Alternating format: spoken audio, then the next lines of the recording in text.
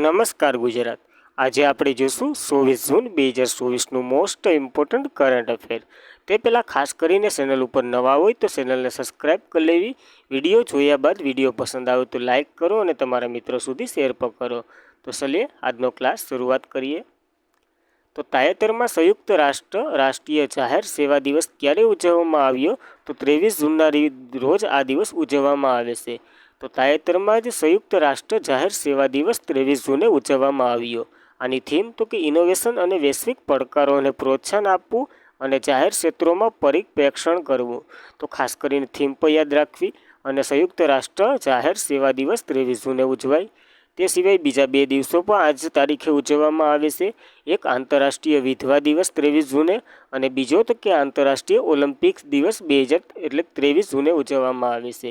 તો આ ત્રણ દિવસો યાદ રાખવા અને ત્યારબાદ તો કે આંતરરાષ્ટ્રીય ઓલિમ્પિક દિવસની થીમ પણ છે। થીમ શું છે? તો કે ચલો મૂવ અને સેલિબ્રિટી કરીએ। ત્યારબાદ આંતરરાષ્ટ્રીય ઓલિમ્પિક સમિતિની વાત કરીએ તો તેમની સ્થાપના 23 જૂન 1894માં થઈ હતી, જ્યારે તેનું હેડક્વાર્ટર તો કે લોસેન સ્વિટ્ઝરલેન્ડમાં આવેલું છે અને પ્રમુખ તો કે થોમન બાય છે।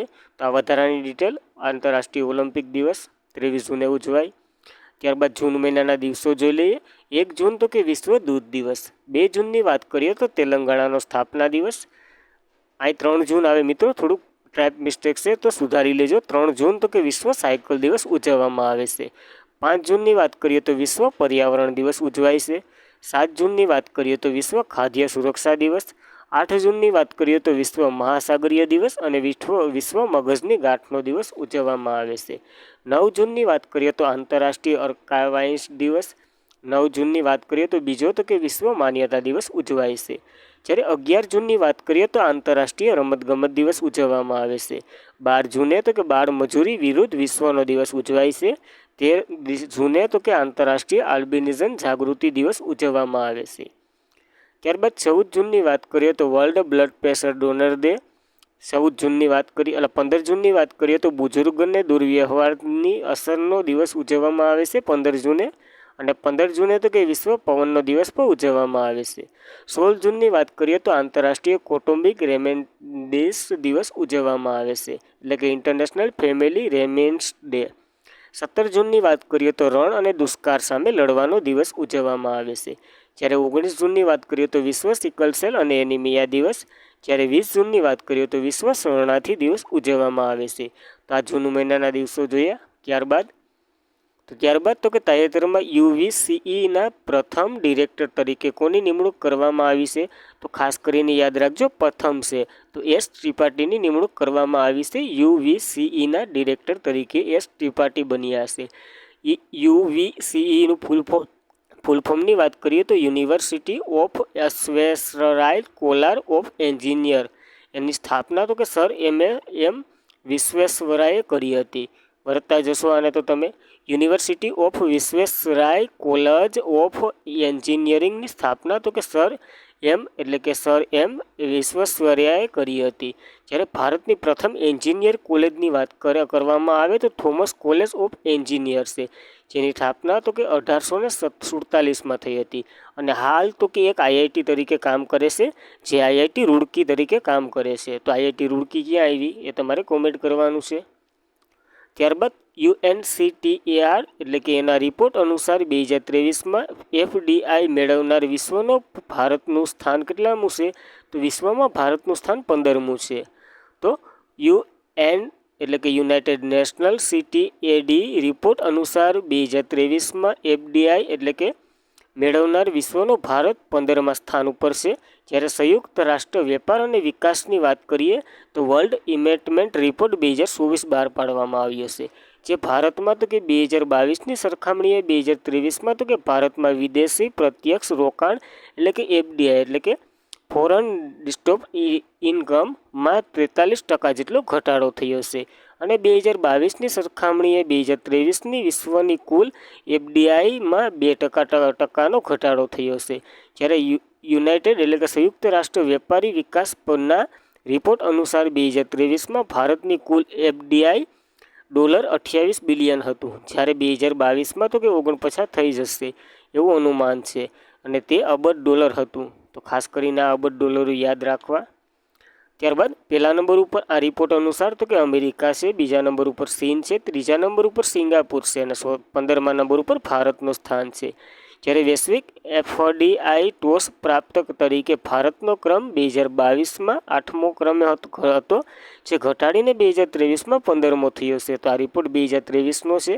જ્યારે યુનાઇટેડ નેશનલ ટ્રેડ એન્ડ ડેવલપમેન્ટની સ્થાપનાની વાત કરીએ તો 1960માં થઈ હતી અને તેનો ઉદ્દેશ્ય તો કે વિકાસશીલ દેશોમાં વેપાર, રોકાણ અને વિકાસોને પ્રોત્સાહન આપવાનું એક કામ કરે છે.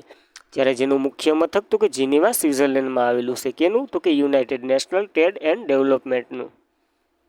ત્યારબાદ આના દ્વારા ઘણા બધી રિપોર્ટો બહાર પાડવામાં આવે છે. તો world investment report, trade and development report, digital economy report, technology અને investment report, commodities and development report, least development countries report વગેરે આના દ્વારા બહાર પાડવામાં આવે છે. તો ખાસ કરીને યાદ રાખવા આ રિપોર્ટો. ત્યારબાદ 2024ના બધા જ રિપોર્ટો જોઈ લઈએ આપણે, ભૂલાવા તો દેશું જ નહીં. તો કરપ્શન પર્સન ઇન્ડેક્સ 2023ની વાત કરીએ તો 93મા નંબર ઉપર ભારત હતું, ડેનમાર્ક પહેલા નંબર ઉપર હતું. જ્યારે સ્વચ્છ સર્વેક્ષણ 2023ની વાત કરીએ તો ઇન્દોર અને સુરત પહેલા સ્થાન ઉપર હતા. જ્યારે સાસવડ જે મહારાષ્ટ્રનું રાજ્યમાં 1 લાખથી ઓછી વસ્તીમાં સૌથી ટોચ ઉપર હતું. અને કોન્ટેનમેન્ટ બોર્ડની વાત કરીએ સૌથી સ્વચ્છ તો મહુ કોન્ટેનમેન્ટ બોર્ડ હતું. જ્યારે રાજ્યની વાત કરીએ તો મહારાષ્ટ્ર, મધ્યપ્રદેશ અને છત્તીસગઢ હતા.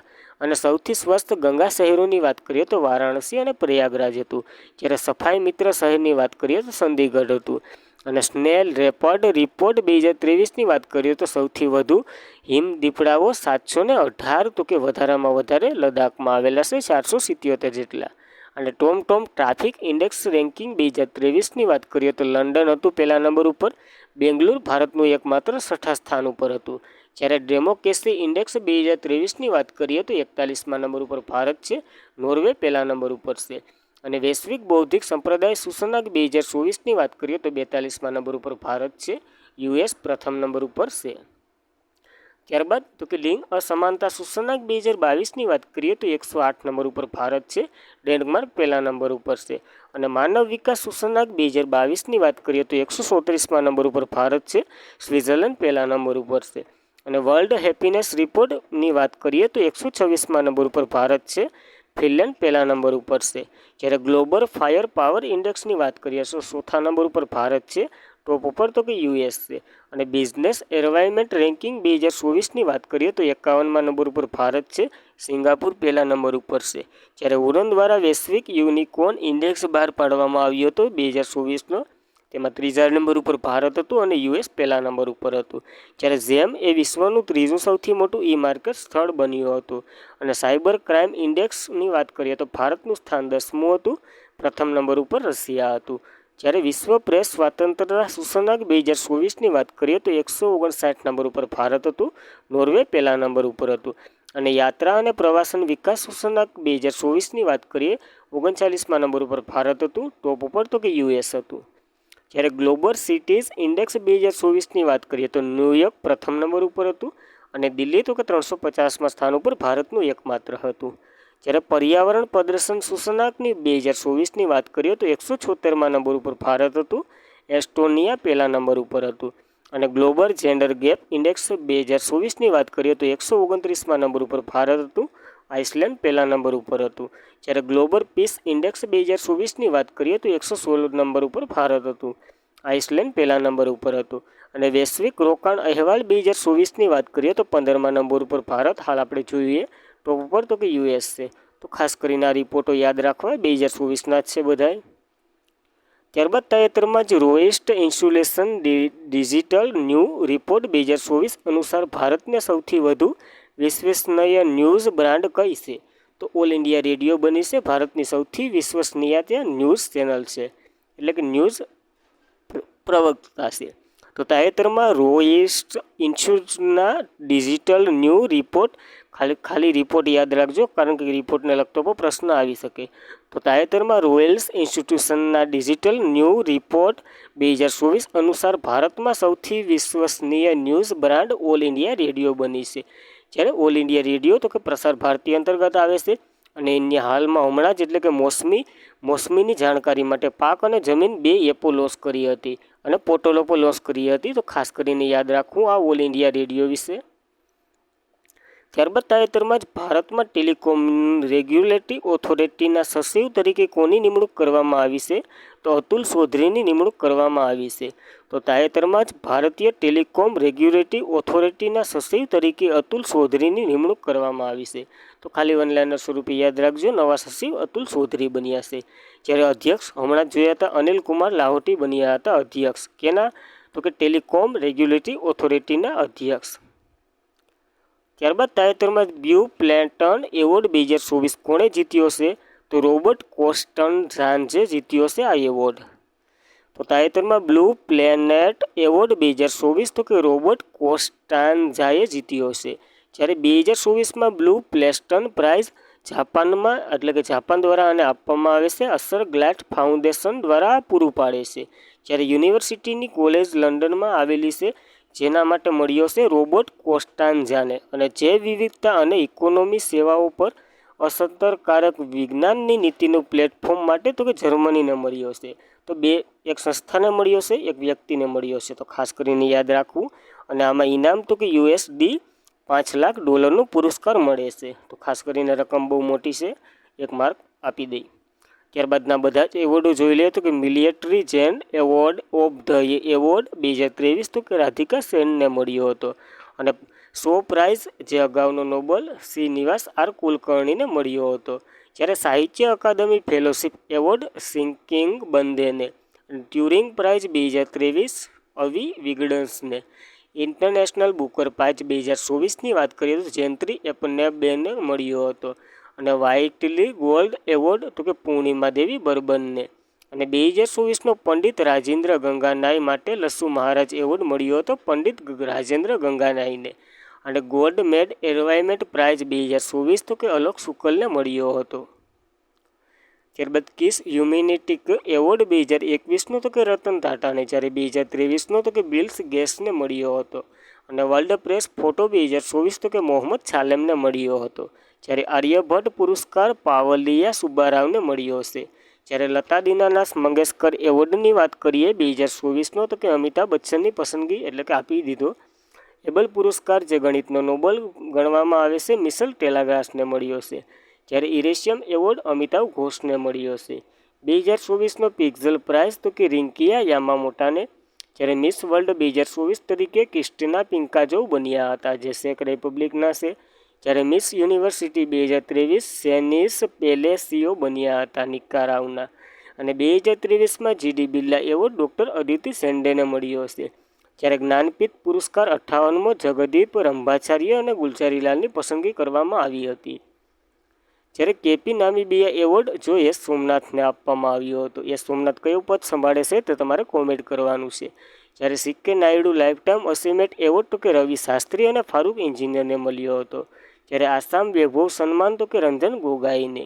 MS સ્વામીનાથન એવોર્ડ તો કે BR કંબોજને. અને 2023નો સ્ટાર રામાનુજન પુરસ્કાર તો કે રૂઈ કિંગ આવ ઝાંગને. સાહિત્ય અકાદમી પુરસ્કાર હિન્દીમાં તો કે સંજીવને મને ઓળખો માટે. અંગ્રેજીની વાત કરીએ તો નીલમ શરણ ગોરને રાગ જાનકી વિનંતી માટે.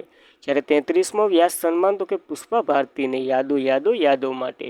અને 33મો સરસ્વતી સન્માન તો કે પ્રભા વર્માને રુદ્ર સાતવેતિંગ માટે.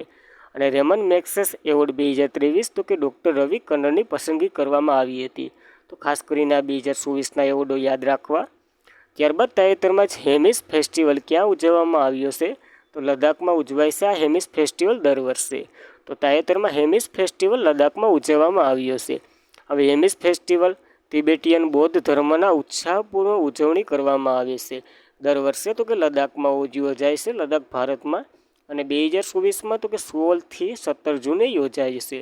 અને હેમિસ ફેસ્ટિવલ જૈન હેમિસ ટ્યુન્સિંગ તરીકે પણ ઓળખવામાં આવે છે જે તિબેટનો બૌદ્ધ ધર્મને આદરણીય ગુરુ પદ્મસંભવની જન્મજયંતિની યાદમાં આ ઉજવવામાં આવે છે. તો આદરણીય ગુરુ પદ્મસંભવની યાદમાં. જ્યારે હોમ ફેસ્ટિવલની ખાસિયત તો કે શામ નૃત્ય કરવામાં આવે છે. અને આ પવિત્ર નૃત્ય તો કે અનિષ્ટ પર સારાની જીતનું પ્રતીક ગણવામાં આવે છે. જ્યારે લદ્દાખની વાત કરીએ તો કેપિટલ લેહ છે. અને lieutenant general governor BD Mishra હશે. જ્યારે ફેસ્ટિવલોની વાત કરીએ તો Losar festival, સિપકટકલ guest festival, Hemis festival વગેરે લદ્દાખમાં ઉજવાય છે. અને ભારતનું પ્રથમ ડાર્ક નાઇટ સ્કાય રિઝર્વર ક્યાં ખોલવામાં આવ્યું હતું? તો કે લદ્દાખમાં ખોલવામાં આવ્યું હતું. અને વિશ્વનું સૌથી ઊંચું ફ્લાઇટ એરપોર્ટ તો કે ન્યુમો લદ્દાખમાં બનાવવામાં આવશે. તો ખાસ કરીને આ પ્રશ્ન લદ્દાખ વિશે યાદ રાખવા પ્રથમ છે અને સૌથી મોટું પણ છે. ત્યારબાદ બધા જ ફેસ્ટિવલો અને તહેવારો યોજાયા તેની વાત કરીએ. ફેમસ બગાસા વેલી ફેસ્ટિવલ તો કે જમ્મુ કાશ્મીરમાં યોજાય છે. સરસ મેળો, પ્રથમ સિનિયર સ્ટો ફેસ્ટિવલ અને લવંડર ફેસ્ટિવલ પણ જમ્મુ કાશ્મીરમાં જ યોજાયા હતા. જ્યારે પારસી સમુદાય સાથે નવરોજ નવા વર્ષની સંબંધ યોજ્યો હતો. અને બટર ફેસ્ટિવલ અરુદી ઉત્તરાખંડમાં યોજાય છે. નવાખાઈ ફેસ્ટિવલ તો કે ઓડિશામાં. જ્યારે બોનાલુ ફેસ્ટિવલ તેલંગાણામાં, જેને બુથુકમ્મા ફેસ્ટિવલ પણ કહેવામાં આવે છે, જેનો અર્થ તો કે ફૂલોનો તહેવાર થાય છે. સંસી સરાય ફેસ્ટિવલ તો કે અરુણાચલ પ્રદેશમાં. કેર પૂંજા ઉત્સવ તો કે ત્રિપુરામાં. બિહુ ઉત્સવ તો કે આસામમાં યોજાય છે. અને ભારતનો પ્રથમ લાઇટાઉલ ફેસ્ટિવલ ગોવામાં યોજાયો હતો. એન્થ્યુરિયમ ફેસ્ટિવલ મિઝોરમમાં. નાડા હબા ફેસ્ટિવલ તો કે કર્ણાટકમાં. બન્ની ઉત્સવ તો કે આંધ્રભૂમિ પ્રદેશમાં ઉજવાય છે, એટલે કે આંધ્રપ્રદેશમાં ઉજવાય છે. તો ખાસ કરીને ફેસ્ટિવલો યાદ રાખવા. ત્યારબાદ તાજેતરમાં ગ્લોબલ વિન્ડ એનર્જી કાઉન્સિલ ઇન્ડિયાના અધ્યક્ષ તરીકે કોની પસંદગી કરવામાં આવી છે? તો ગિરીશ તંતીની પસંદગી કરવામાં આવી છે. કોના? તો કે તાજેતરમાં ગ્લોબલ વિન્ડ એનર્જી કાઉન્સિલ ઇન્ડિયાના અધ્યક્ષ તરીકે ગિરીશ તંતીની નિમણૂક કરવામાં આવી છે, ખાલી વનલાઇનર સ્વરૂપે. ત્યારબાદ તાજેતરમાં કયા ભારતીય ઇલેક્ટ્રોનિક લિમિટેડ CMDની નિમણૂક કરવામાં આવી છે? તો મનોજ જૈનની નિમણૂક કરવામાં આવી છે, આપ ખાલી વનલાઇનર સ્વરૂપે. તાજેતરમાં મનોજ જૈનને ભારતીય ઇકોટ્રોનિક્સ લિમિટેડના CMD તરીકે નિમણૂક કરવામાં આવી છે, ખાલી વનલાઇનર સ્વરૂપે. તો મિત્રો આજના માટે એટલું. ખાસ કરીને વિડીયો પસંદ આવે કોમેન્ટ ખુલ્લી છે, લાઇક શેર અને સબસ્ક્રાઈબ ભૂલવાનું નહીં. જય હિન્દ, જય ભારત.